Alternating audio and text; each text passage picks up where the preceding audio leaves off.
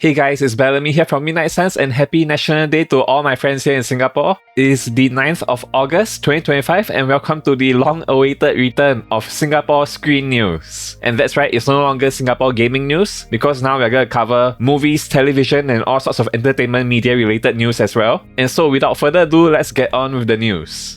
And okay, for our first piece of news, let's talk about the disaster at Shaw Theatres Lido right now. So for those of you who have watched any IMAX movie at Lido in the past 1 year, you would know that the screen is pretty screwed up. There are this bunch of dead panels on the screen, and they haven't fixed this in over a year and they're still charging people full price for the tickets, and now people are starting to complain. So let's read this article on Stomp. A family's long-awaited movie outing was ruined by defective screen patches at Shaw Theatres Lido's IMAX hall. And from what I understand from my sources, it's not just Lido. I actually haven't been to the IMAX at Jewel, but I heard that the IMAX at Jewel has the same problem as well. There are these dead panels all over the screen. Basically, any IMAX theatre in Singapore that has IMAX laser is currently experiencing this problem. So yeah, this poor family, they paid $25 per person on a Monday night to watch Superman and it was ruined by the dead panels on the screen. Thread user Avination wrote on July 7, "It is not right to charge full price IMAX until this is fixed, honestly."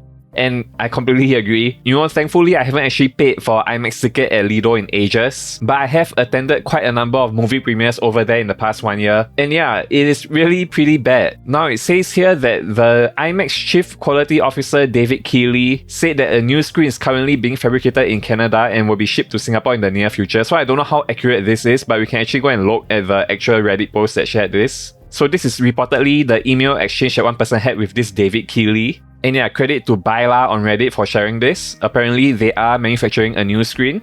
Not sure how accurate this news is, so just take it with a grain of salt. But it has been over a year and they still haven't fixed it, so I'm not gonna get my hopes up. Hopefully they do fix it soon, but as of right now, this is how disastrous it looks. Like when you're actually watching the movie, you can see all these dead panels on the screen is pretty screwed up. I actually would not recommend watching any movie in IMAX at Lido or even at Jewel right now. Any IMAX laser movie, just avoid those. So for those of you who are planning to watch the new Demon Slayer movie at IMAX next week, this is a PSA. If you haven't bought your tickets already, do not buy your tickets to watch at Lido or Jewel because it will be ruined. I'm telling you, it will be ruined by all these dead panels, I'm telling you. Until Shaw can fix their screens, do not watch IMAX. But yeah, I heard the tickets for all the IMAX screenings sold out in a few minutes, so a lot of people are gonna be in for a very rude surprise next week when they try to watch the movie over there. And alright, moving on to our next piece of news.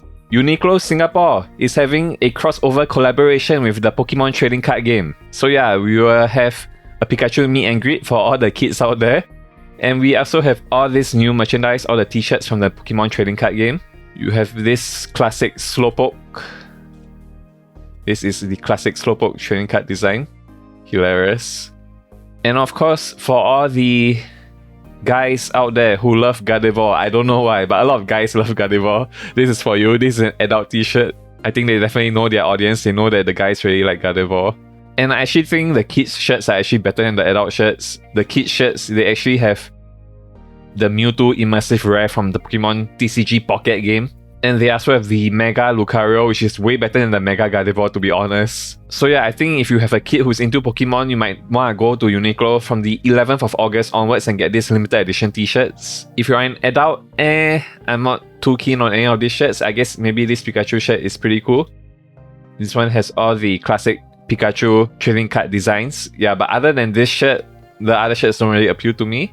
I guess the Magikarp one is pretty funny. Yeah, but that's about it. The kids' shirts are definitely way better. And now for some hilarious news. Capcom Japan and Duolingo Japan have been sharing images of the Duolingo owl in this big buff form in Resident Evil 4. Is absolutely hilarious. So as you can see in this news article, Resident Evil unveils Duolingo owl as its most terrifying bioweapon yet, forcing Leon to learn Spanish.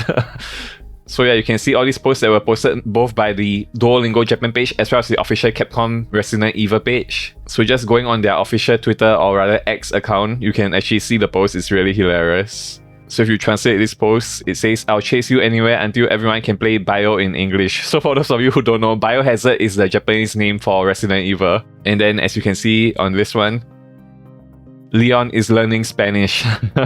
There's a zombie over there. Hilarious. And then this post, Leon, you haven't done today's lesson, right? And this might be the best one. Our new biological weapon. Go spread language learning to the world. I really hope that they do put the Duolingo Owl skin in Resident Evil 4, the remake. It would be the best DLC costume ever. And for our final piece of news, there are free games once again every week, as usual, on the Epic Games Store. For this week, let's see what we have.